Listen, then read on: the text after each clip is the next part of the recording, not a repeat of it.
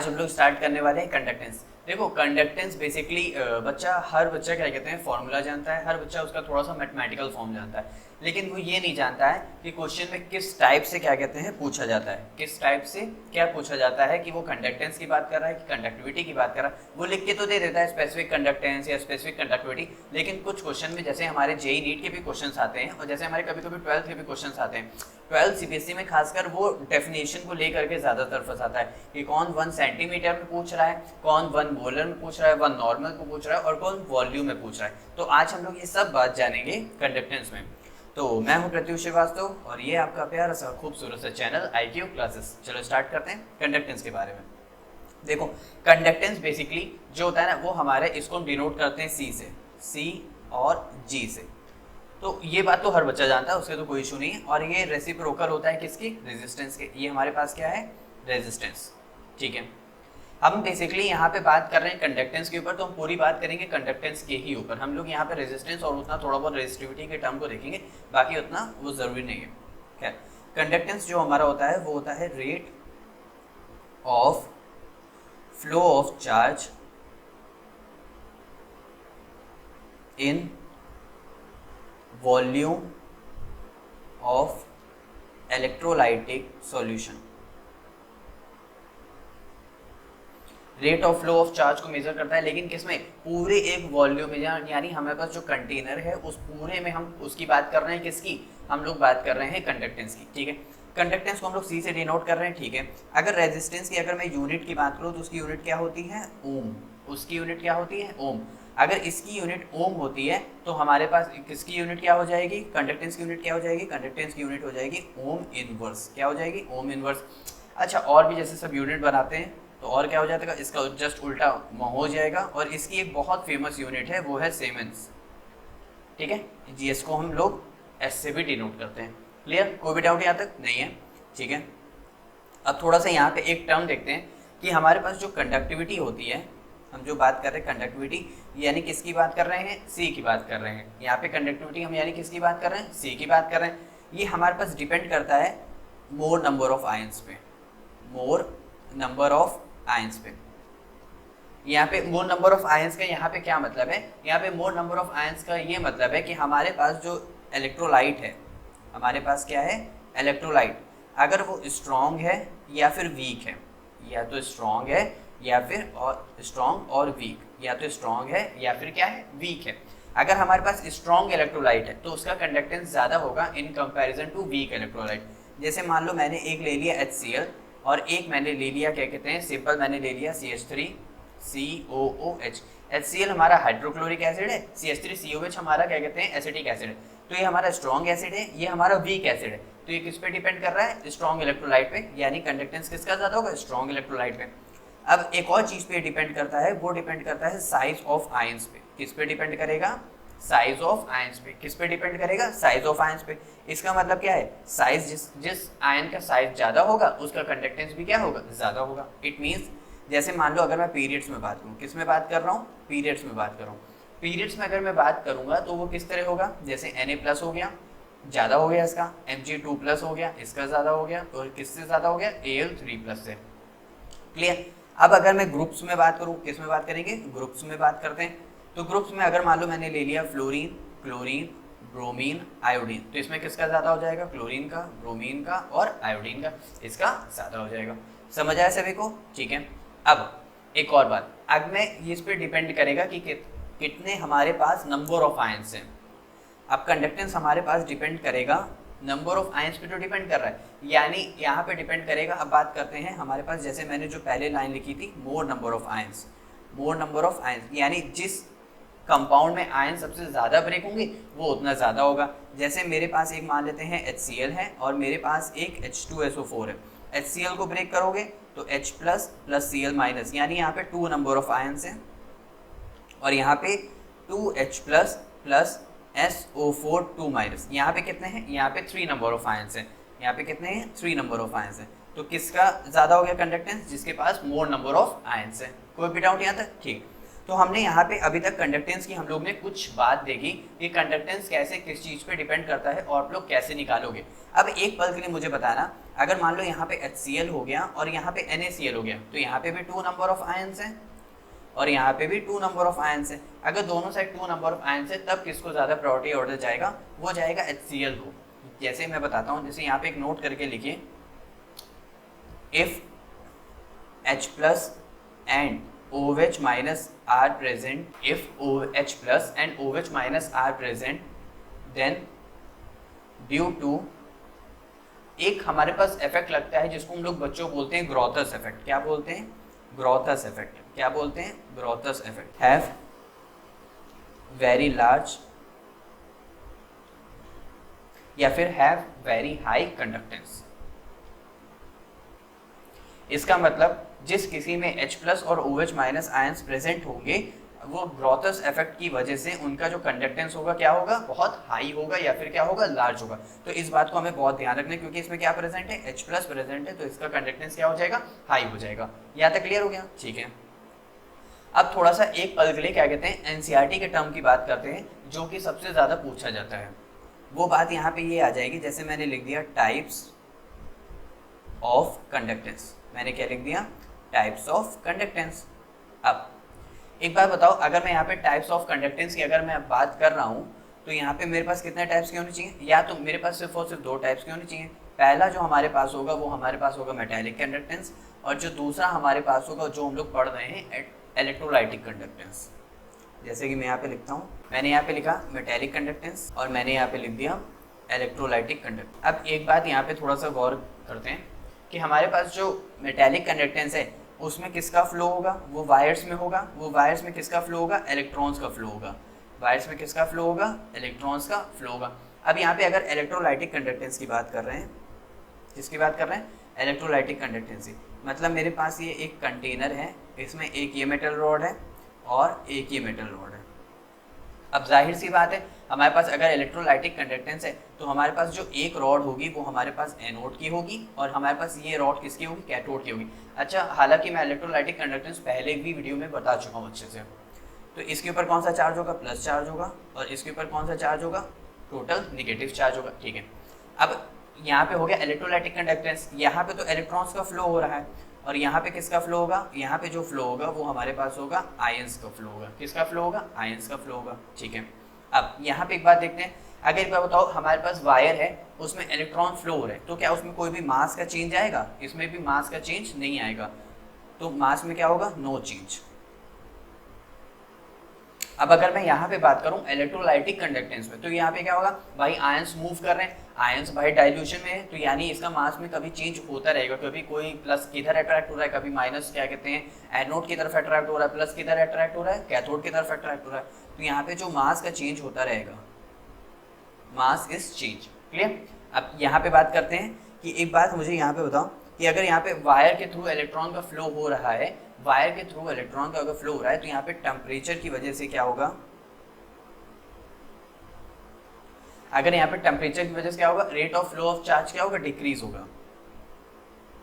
Rate of flow of charge क्या हो जाएगा, डिक्रीज हो जाएगा। अच्छा, एक बात बताओ ये कैसे क्यों होगा, क्योंकि हमारे पास वायर में इलेक्ट्रॉन्स का फ्लो हो रहा है। इलेक्ट्रॉन्स क्या है, बहुत छोटे हैं। अगर इलेक्ट्रॉन्स का अगर मैं टेम्परेचर अगर मैं बढ़ा दूंगा, तो टेम्परेचर बढ़ाने से क्या होगा, वो एक ही जगह वो बहुत ज़्यादा कोलाइड करने लगेंगे, यानी वाइब्रेशन करने लगेंगे। वाइब्रेशन करेंगे तो जिसकी वजह से वो बाकी मॉलिक्यूल्स को भी रोकेंगे। बाकी मॉलिक्यूल्स को रोकने से क्या होगा, जो हमारे पास rate of flow of charge है इलेक्ट्रॉन्स यानी वायर्स में, वो क्या हो जाएगा, डिक्रीज हो जाएगा। लेकिन अब यही चीज़ यहाँ पे बात करें तो हमारे पास टेम्परेचर बढ़ाने पे क्या हो जाएगा, हमारे पास जो rate of flow of charge है, rate of flow of charge है, वो हमारे पास क्या हो जाएगा, बढ़ जाएगा। क्योंकि भाई आयंस क्या एक बहुत बड़ी, मतलब एक बहुत बड़ा चार्ज है, यानी बहुत बड़ा आयन है। एटॉमिक जो हमारे पास इलेक्ट्रॉन होता है उससे बहुत बड़ा साइज होता है एक आयन का। तो इसका मतलब क्या है, वो कोलाइड नहीं करेगा, वो अपनी स्पीड को बढ़ाएगा। अगर स्पीड को बढ़ाएगा तो यानी rate of flow of charge भी क्या होगा, बढ़ेगा। समझ आया ना। तो हम लोग मेनली बात किस में कर रहे हैं, इलेक्ट्रोलाइटिक सॉल्यूशन की बात कर रहे हैं, तो हम मेनली हम लोग उसी में डील करते हैं। क्लियर। अब आगे देखें। अब इसमें हम लोग को एक और चीज़ देखनी है कि जैसे हम लोग कंडक्टेंस की बात कर रहे थे, तो कंडक्टेंस बेसिकली हम लोग, अच्छा यहाँ पे देख लेते हैं एक बार फिर से, हम लोग लिख क्या रहे थे, 1/r लिख रहे थे। हम लोग ने इसकी यूनिट भी देखा था, यहाँ तक ठीक है।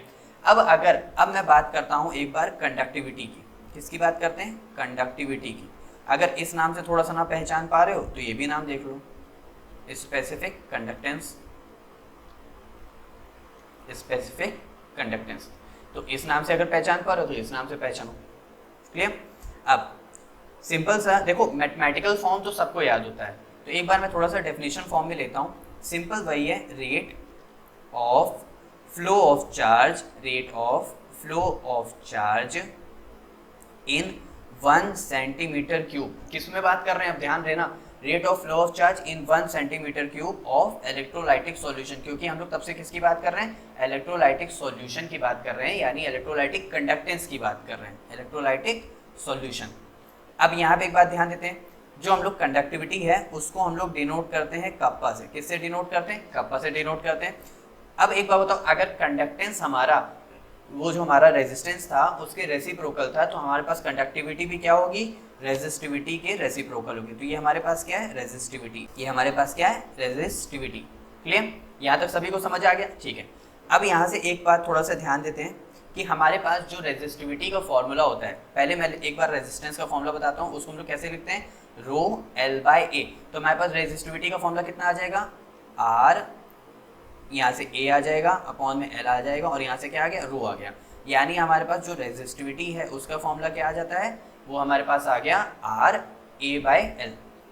ये आर इस तरह, आर यहाँ पे कैसे है, आर यहाँ पे मल्टीप्लीकेशन में। क्लियर? कोई भी डाउट यहाँ तक नहीं?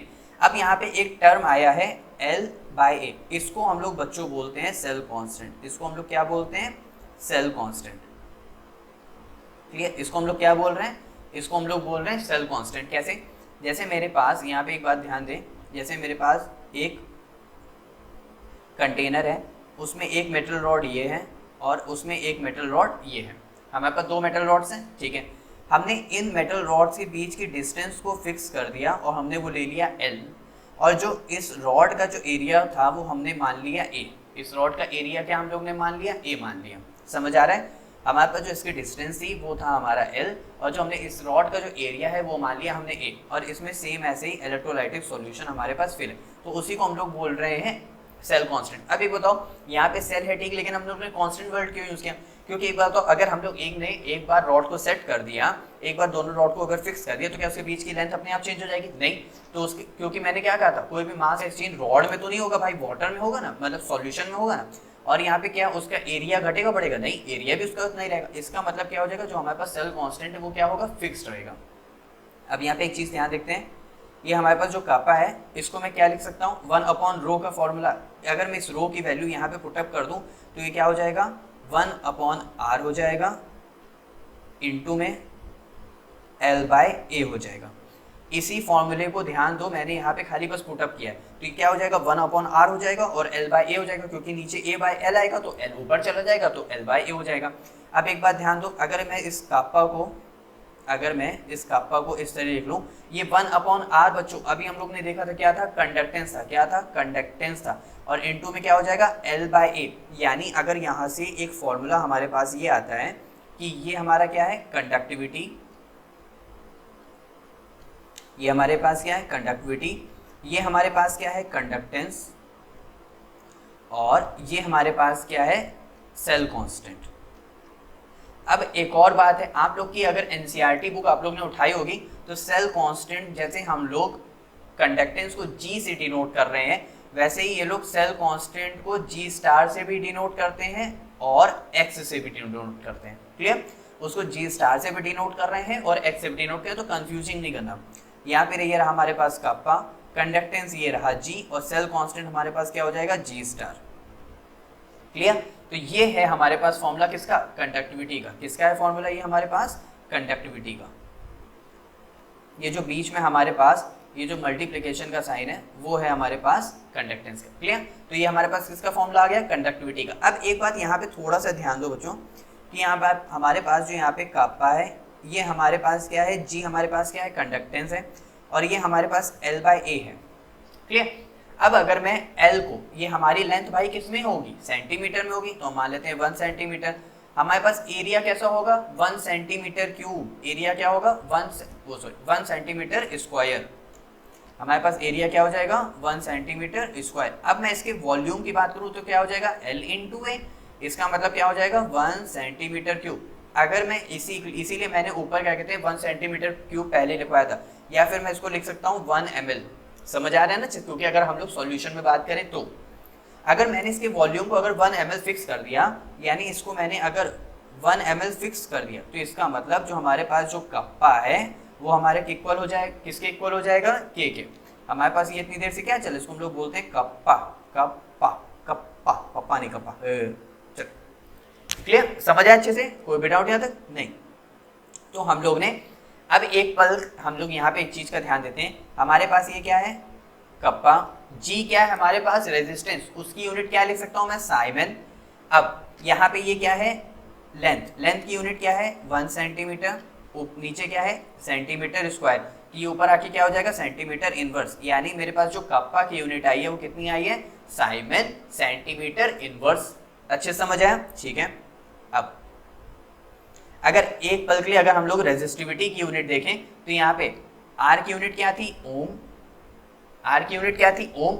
ऊपर क्या है? Centimetre square. नीचे क्या है? सेंटीमीटर। यानी इसकी यूनिट क्या हो जाएगी रेजिस्टिविटी की? हमारे पास आ जाएगा ओम सेंटीमीटर इनवर्स। अब एक बात बताओ, इसको तो मैं ऐसे भी लिख सकता था, मुझे तो निकालने की जरूरत नहीं थी, क्योंकि हमारे पास कंडक्टिविटी का क्या था? रेसिप्रोकल। तो हमारे पास फॉर्मूला क्या आ रहा था? Ohm inverse centimetre inverse. अब बाकी मैंने यहाँ पे ओम की जगह क्या ले लिया था? साइमन ले लिया। तो यहाँ पे क्या लिख सकते हैं? ओम इनवर्स और सेंटीमीटर इनवर्स। आपको ऐसे भी लिखा मिलेगा, ओम इनवर्स और सेंटीमीटर इनवर्स। समझ आ रहा है ना चीज? कोई भी डाउट नहीं? तो ये था हमारे पूरे पास जितनी भी हमारी सब थ्योरी थी, किसके लिए थी? ये हमारे पास कंडक्टिविटी की थी। अब यहाँ से एक टर्म आएगा हमारे पास, मोलर कंडक्टिविटी। क्या आएगा? Molar conductivity. देखो पहले हमें इसका जो हमारे पास थ्योरेटिकल फॉर्म है उसको पकड़ना बहुत जरूरी है। अगर वो समझ आ गया तो हमारे पास जितनी भी थ्योरी है वो सब हम लोग अच्छे से न्यूमेरिकल वाली सब क्लियर हो जाएगी, क्योंकि फॉर्मूले तो सभी रट लेते हैं, उसकी थ्योरी से क्वेश्चन फंस जाते हैं, तो वो हमें ध्यान रखना है। देखो हम लोग अगर मैं बात करूं, पहले थोड़ा सा एक बार वापस कंसंट्रेट करते हैं यहीं पे बच्चा, क्योंकि यहीं पे फोकस खो देता है। अब यहाँ पे ध्यान देने वाली बात है, अगर मैं एक वॉल्यूम में देख रहा हूँ कंडक्टेंस, एक ml में देखूं या फिर क्या कहते हैं सेंटीमीटर क्यूब में देखूं, तो हमारे पास क्या हो जाएगा? कंडक्टिविटी। अब उसी को मैं 1 मोलर में देख रहा हूं, क्योंकि मोलर क्या है? मोलैरिटी। मोलर क्या है? मोलैरिटी। तो rate of flow of charge, rate of flow of charge in 1 molar, in 1 molar of electrolytic solution, electrolytic solution.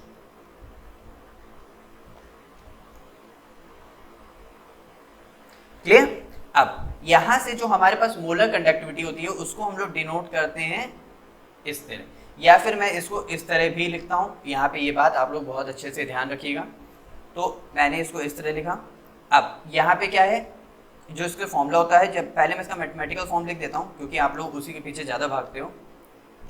तो molar conductivity is equal to हमारे पास हो जाएगा कप्पा इनटू में हमारे पास हो जाएगा 1000 और अपॉन में आ जाता है मोलैरिटी। इसका मतलब क्या है? मोलार कंडक्टिविटी हमारी क्या है? कंसंट्रेशन की इनवर्सली प्रोपोर्शनल है। इसका मतलब अगर मोलार कंडक्टिविटी अगर मैं बढ़ाऊंगा तो हमारे पास कंसंट्रेशन कम हो जाएगा। अब ये कंसंट्रेशन टर्म क्या है? मोलैरिटी। कंसंट्रेशन टर्म क्या है? मोलैरिटी। बहुत से बच्चों को अगर फॉर्मूला नहीं पता होगा तो मैं बता देता हूँ, number of moles of solute upon volume of solution in litre, volume of solution in litre. कोई भी डाउट यहाँ तक नहीं? आगे देखते हैं। चलो हम लोग इसकी यूनिट की बात कर लेते हैं। यूनिट की बात करेंगे तो क्या हो जाएगा? यहाँ पर हमारे पास जो मोलार कंडक्टिविटी है वो क्या है? कप्पा की यूनिट क्या होती है? साइमन। सेंटीमीटर इनवर्स अपॉन में क्या हो जाएगा? मोल, और अपॉन में क्या आ जाएगा? Centimetre cube. अब सेंटीमीटर क्यूब अगर ये ऊपर चला जाएगा तो यहाँ पे इसको मैं कैसे लिखता हूँ? साइमन सेंटीमीटर स्क्वायर, और ये क्या हो जाएगा? Mole inverse. ठीक है, तो ये हमारे पास किसकी यूनिट हो गई? ये हमारे पास यूनिट हो गई मोलार कंडक्टिविटी की। आगे देखते हैं। अब हमारे पास एक और टर्म है, वो है हमारे पास इक्विवेलेंट कंडक्टिविटी। क्या है? Equivalent conductivity. हमारे पास एक और टर्म है, वो क्या है हमारे पास? Equivalent conductivity. अब एक बात बताओ, इक्विवेलेंट यहाँ टर्म यूज हो रहा है, हमारे पास ऐसा कौन सा कंसंट्रेशन टर्म था जहां पे इक्विवेलेंट टर्म आ रहा था? वो हमारे पास था, हाँ कौन सा? नॉर्मेलिटी। क्या था वो? हमारे पास नॉर्मेलिटी। अब यहाँ पे एक बात ध्यान देते हैं, एक बात बताओ, 1 मोलर में कर रहे थे मोलर कंडक्टिविटी, 1 अब नॉर्मल में करेंगे तो इक्विवेलेंट कंडक्टिविटी। इसका मतलब जो हमारे पास rate of flow of charge होगा, rate of flow of charge in one normal में होगा, one normal electrolytic solution, one normal electrolytic solution. अब यहाँ पे वन नॉर्मल की बात कर दिया, इसका मतलब अब आपकी बात जो इक्विवेलेंट कंडक्टिविटी होगी उसको कैसे लिखते हैं, बस खाली जो यहाँ पे m था वहाँ पे e कर दीजिए, बस सिंपल एज, ठीक है। तो ये हमारे पास क्या हो जाएगा, इक्विवेलेंट कंडक्टिविटी सिंपल एज ऐसे ही कप्पा इनटू में हमारे पास हो जाएगा 1000 अपॉन में आ जाएगा हमारे पास नॉर्मल, यानी इसको मैं क्या बोल रहा हूँ, नॉर्मेलिटी, इसको मैं क्या बोल रहा हूँ, नॉर्मेलिटी। अच्छा, इसका फॉर्मूला क्या होता है, number of moles of gram equivalent, यानी number of moles of gram equivalent, gram equivalent upon में volume of solution in litre, volume of solution in litre, volume of solution in litre, ठीक है। अब यहाँ पे एक बात ध्यान दें, इसका मतलब अगर मैं इसकी यूनिट लिखूंगा तो मैं क्या लिखूंगा, मैं यहाँ पे लिखूंगा साइमन, फिर से वैसे ही क्या हो जाएगा, साइमन सेंटीमीटर स्क्वायर, बस खाली यहाँ पे क्या हो जाएगा, इक्विवेलेंट इनवर्स, क्या आ जाएगा, इक्विवेलेंट इनवर्स, क्या आ जाएगा, इक्विवेलेंट इनवर्स। तो ये हमारे पास क्या होगी, इसकी यूनिट हो गई। अब एक चीज अगर यहाँ पे थोड़ा सा गौर दें, थोड़ा सा न्यूमेरिकल को इजी करने के लिए, वो न्यूमेरिकल को इजी करने के लिए हम यहाँ पे अगर लें relation between molar conductivity and relation between molar conductivity and equivalent conductivity, relation between molar conductivity and equivalent conductivity. पहले हम लोग ने क्या लिखा था, मोलार कंडक्टिविटी, फिर हम लोग ने क्या था, इक्विवेलेंट कंडक्टिविटी। अब एक बार बताओ, यहाँ पे एक चीज का ध्यान दो थोड़ा सा, ये सब पूरा कैंसिल हो जाएगा। इक्विवेलेंट कंडक्टिविटी किसके इनवर्सली प्रोपोर्शनल, नॉर्मेलिटी के। मोलार कंडक्टिविटी किसके इनवर्सली प्रोपोर्शनल है, मोलैरिटी के। इसका मतलब यहाँ पे ऊपर क्या हो जाएगा, नॉर्मल, और नीचे क्या हो जाएगा, मोलैरिटी। ऊपर क्या हो गया, नॉर्मल, नीचे क्या हो गया, मोलैरिटी। इसका मतलब मैं इसको इस तरह भी लिख सकता हूँ, क्योंकि हमारे पास जो नॉर्मेलिटी होती है वो हमारे पास बच्चों क्या होता है, n फैक्टर इनटू में क्या होता है, molarity, n factor into molarity. इसका मतलब मैं यहाँ पे क्या लिख सकता हूँ, n फैक्टर इनटू में मोलैरिटी अपॉन में क्या, मोलैरिटी, यानी मोलैरिटी से मोलैरिटी मर गया तो ये इधर आ जाएगा। इसका मतलब मैं कोई भी एक कंडक्टिविटी दूसरे कंडक्टिविटी में क्या कर सकता हूँ, चेंज कर सकता हूँ। इसका मतलब मेरे पास जो n फैक्टर है वो इनटू में क्या हो जाएगा, इक्विवेलेंट कंडक्टिविटी, इनटू में क्या हो गया, इक्विवेलेंट कंडक्टिविटी, यानी मैं इसको इस तरह भी लिख सकता हूँ। हमारे पास क्या हो गया, इक्विवेलेंट कंडक्टिविटी। तो ये बहुत इजी कॉन्सेप्ट था जिसको हम लोग ने बहुत अच्छे से अप्लाई किया। तो हम लोग ने कंडक्टिविटी भी देखा, कंडक्टेंस भी देखा, मोलार कंडक्टिविटी भी देखा और इक्विवेलेंट कंडक्टिविटी। अब इसके बाद जो एक और टॉपिक आ रहा है वो आएगा डाइल्यूशन के ऊपर। डाइल्यूशन के पास क्या आएगा, यानी वो आएगा कोहलरॉश लॉ। क्या आएगा, कोहलरॉश लॉ। ये इंपॉर्टेंट टॉपिक इसलिए है क्योंकि इसको बच्चे थोड़ा सा स्किप कर देते हैं। यहाँ पे डीओडी भी आएगा, डीओडी मतलब डिग्री ऑफ डिसोसिएशन, अल्फा भी आएगा, और यहाँ पे हम लोग क्या कहते हैं उसकी भी बात करेंगे, इनफाइनाइट डाइल्यूशन की। तो कोहलरॉश लॉ तो बिल्कुल स्किप नहीं कर। अगर मोलार कंडक्टिविटी इक्विवेलेंट कंडक्टिविटी समझ आएगी तभी हम लोग क्या कहते हैं कोहलरॉश लॉ पे मूव कर पाएंगे। तो आपका काम इतना है कि इसको अच्छे से अप्लाई करिए, देखिए, समझिए और अपने नोट्स को बनाइए। देखिए, अगर खुद से नोट बनाओगे ना तो बहुत ज्यादा बेटर रहेगा यार, क्योंकि अगर खुद से नोट बनाते हो ना तो हम ध्यान करते हैं और ध्यान से हमें समझ भी आता है। इसीलिए मैं कहता हूँ, कई बार मैं कहता हूँ कि 10 जगह से पढ़ने से अच्छा एक जगह ही 10 बार पढ़ो ना तो बहुत अच्छे से समझ आता है। इधर उधर भटकना छोड़ दो, अब थोड़ा सा ध्यान दो, बोर्ड आ रहे हैं। क्लियर? तो हम लोग मिलते हैं नेक्स्ट वीडियो में कोहलरॉश लॉ के साथ। क्लियर? Bye bye.